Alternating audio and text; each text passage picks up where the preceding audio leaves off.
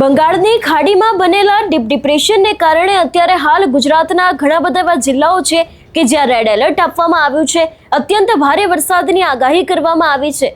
એવામાં દક્ષિણ ગુજરાતની અંદર ગઈકાલે અને આજે પણ ક્યાંક વરસાદી માહોલ છે તે જોવા મળી રહ્યો છે। પણ આજના વિડીયોમાં વાત કરવી છે છોટાઉદેપુરની કે છોટાઉદેપુરમાં ફક્ત 2 દિવસના ભારે વરસાદે વિકાસની પોલ ખોલી દીધી છે। અત્યારે હાલ છોટાઉદેપુરના ઘણા બધા એવા વિસ્તારો છે કે જ્યાં ક્યાંક લોકો ત્રાહિમામ પોકારી ઉઠ્યા છે, તો બીજી બાજુ લોકોને પડતી મુશ્કેલીને લઈને ક્યાંક સીધા જ સવાલો છે તે તંત્રની સામે પણ ઊભા થઈ રહ્યા છે। શું છે આખો આ મામલો તેની વાત કરીશું આજના વિડીયોમાં। નમસ્કાર, હું હંસિની અને તમે જોઈ રહ્યા છો નિર્ભય ન્યૂઝ। ગઈકાલે આપણે જોયું હતું કે છોટાઉદેપુરમાં અત્યંત ભારે વરસાદ આવ્યો હતો અને આજે વહેલી સવારથી જ ક્યાંક છોટાઉદેપુરની અંદર ખૂબ જ ભારે વરસાદ છે તે જોવા મળી રહ્યો છે। બીજી બાજુ ત્યાં એનડીઆરએફ અને એસડીઆરએફની ટીમો છે એને કાર્યરત કરવામાં આવી છે, પણ આટલા જ વરસાદમાં જે રીતે છોટાઉદેપુરની હાલત થઈ છે તો સવાલો સીધા જ ત્યાંના તંત્ર ઉપર ઊભા થઈ રહ્યા છે। જો અત્યારના હાલની પરિસ્થિતિ વિશેની વાત કરવામાં આવે તો નસવાડીની અંદર 6 ઇંચથી વધારે વરસાદ પડ્યો છે। બોડેલીમાં પણ ક્યાંક વહેલી સવારથી જ જે વરસાદી માહોલ છે તે યથાવત જોવા મળી રહ્યો છે અને સાર્વત્રિક વરસાદને કારણે ક્યાંક ખેડૂતોની અંદર તો ખુશી છે, પણ જે રીતે ક્યાંક તે લોકોના પાક ઊભા ધોવાઈ ગયા છે। ને બીજી બાજુ જો વાત કરવામાં આવે કે રોડ રસ્તાની હાલત પણ અત્યંત ગંભીર જોવા મળી રહી છે। ઘણી બધી જગ્યાએ લોકોને પસાર થવા માટેના રસ્તા પણ નહોતા રહ્યા અને જે ગામો છે એ ગામો પણ ક્યાંક સંપર્ક વિહોણા બન્યા છે। અત્યારે હાલ ત્યાં ટીમો દ્વારા લોકોના સ્થળાંતર કરવામાં આવી રહ્યા છે અને બીજી બાજુ આજ છોટાઉદેપુરની અંદર અત્યંત ભારે વરસાદ પડવાને પગલે પણ ક્યાંક એ લોકો દ્વારા સીધા જ સવાલો તંત્રની સામે પણ ઊભા કરવામાં આવી રહ્યા છે। સૌથી પહેલા તો એ દ્રશ્ય ઉપર નજર કરીએ કે જ્યાં છોટાઉદેપુરમાં અત્યંત ભારે વરસાદ છે ને એ બાદ ખેડૂતો છે અને લોકો છે એ લોકો દ્વારા શું કહેવામાં આવ્યું છે તે પણ સાંભળીએ।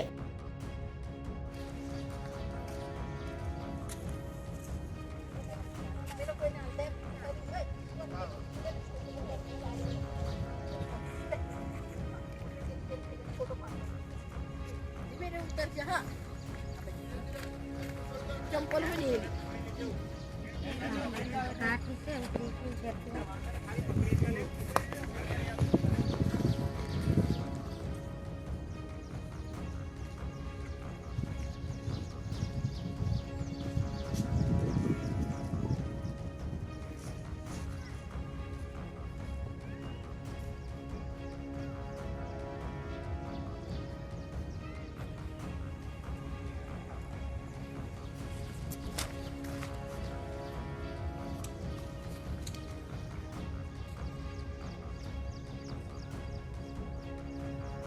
મુશ્કેલી પડશે। ટ્રાન્સપોર્ટરને ફરી 50 કિલોમીટરને ફરવાનું છે, તો એના લીધે ટ્રાન્સપોર્ટરને ડીઝલ ખર્ચા અને સિંગલ પટ્ટી રસ્તામાં જવામાં મોટી ગાડીઓને તકલીફ પડે છે, એના કારણે આ રોડ બંધ થઈ ગયો છે।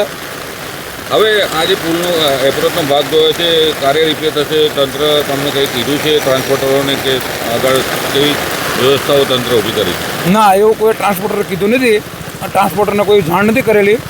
હવે આગળ શું થાય એ તંત્રના હાથમાં છે, તંત્ર કોઈ જે આવ્યું નથી। જિલ્લાના કેટલા પુલ આવા બંધ છે? જિલ્લાના આવા પુલ લગભગ જેતપુર રોડ બંધ છે, બોડેલી રોડ બંધ છે, આ કંવાટ રોડ બંધ કરેલો છે, સાલિયા નાળા બી નસવાડી બંધ કરે છે, લગભગ 6-7 પુલ બંધ છે, હરિપુરા પુલ બ્રિજ બી બંધ છે હમણાં। હવે લોકોને કઠણાઈ પડી છે ટ્રાન્સપોર્ટરોને કેવી તકલીફ? લોકોને ટ્રાન્સપોર્ટર એટલે અમારા તો ટાયર થંભી ગયા છે હમણાં, તો બધાની જ ગાડીઓ અત્યારે ઊભી કરી દીધી છે, કારણ કે કોઈ જગ્યાએ જાય એવો ઓપ્શન જ નથી ગાડીઓ જવાનો। શું નામ તમારું? મારું નામ લાલાભાઈ ભરવાડ।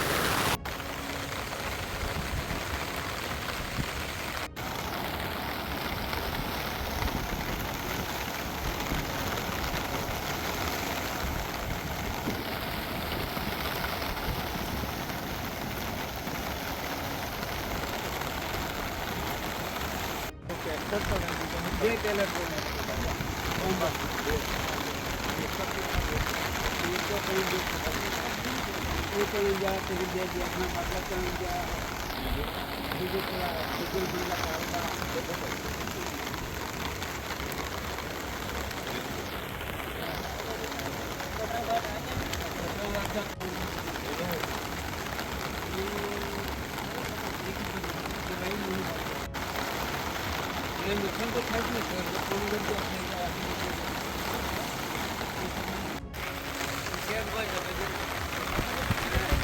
આપણે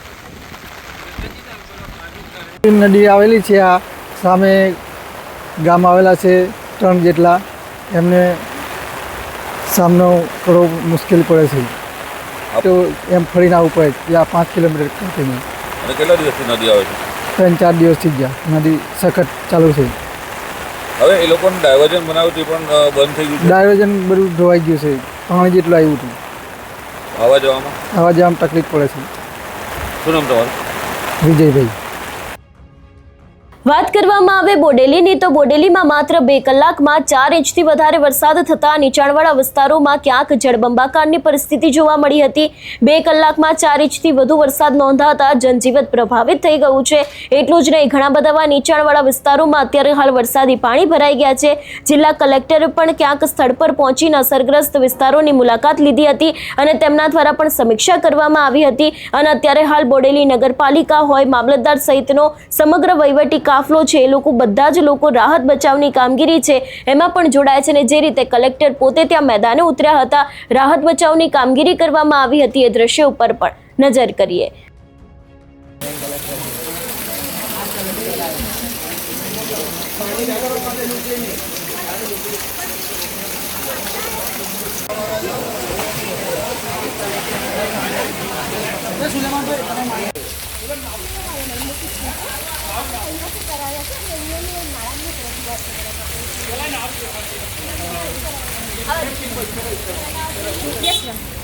દોડ છડકી જાઓ.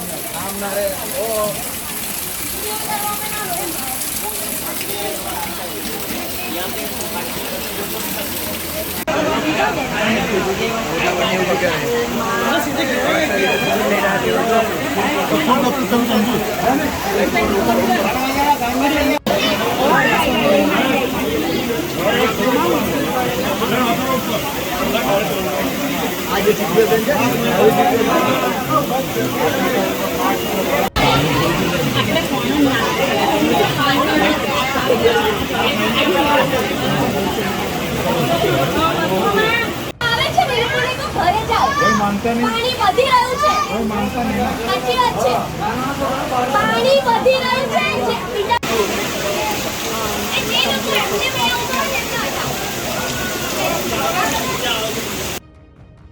અત્યારે હાલ ગુજરાતમાં અત્યંત ભારે વરસાદ પડી રહ્યો છે ને એમાં પણ ખાસ કરીને મધ્ય ગુજરાત અને દક્ષિણ ગુજરાતની જે પરિસ્થિતિનું સર્જન થયું છે, વિષયને લઈને તમારું શું માનવું છે અમને કમેન્ટ કરીને ચોક્કસથી જણાવજો. તેની સાથે અમારી ચેનલ નિર્ભય ન્યૂઝને લાઇક, શેર અને સબસ્ક્રાઇબ કરવાનું ભૂલશો નહીં. નમસ્કાર.